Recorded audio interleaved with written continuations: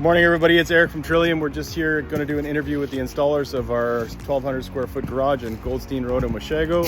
And Rick's going to give us some information on how he did it, any challenges he faced, and a little history about himself. Can you tell us how long you've been in construction? I've been in construction for roughly 55 years. 55 years, geez. Wow, good for you. How about this product? We've just started installing it in 3 years, I believe. Okay. And it seems very good, very easy to install. It just takes a little bit of preparation and it seems pretty good. Okay.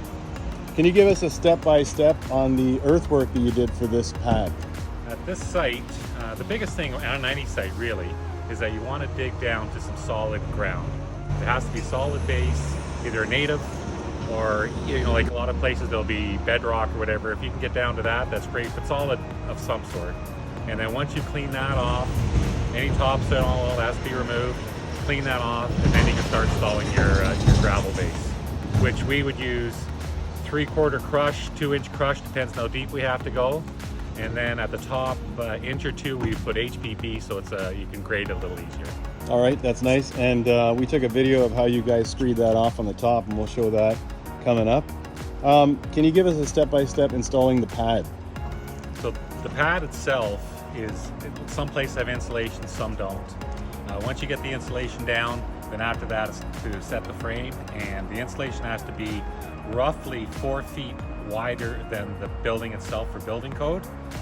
Then once that is down, then we'll start installing the frame, which we start with the channel on the outside first, square it up, make sure it's perfectly square, and then check our levels.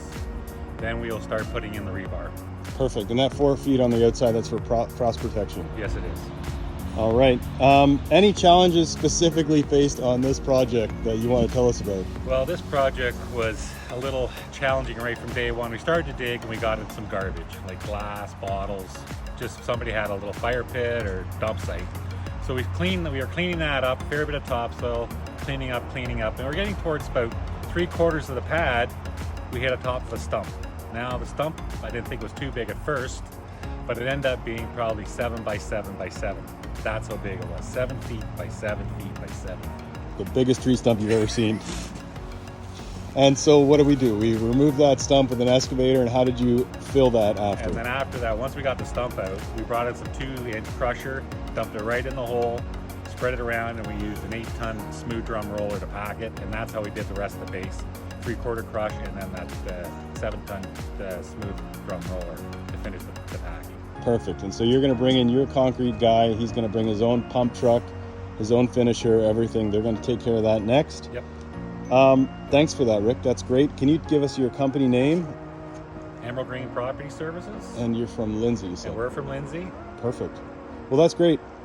Thanks for that interview, Rick. And we really appreciate the hard work that you've done here, you and Frankie over there. And okay. We'll talk to you soon. Thank you. Thanks again, Rick.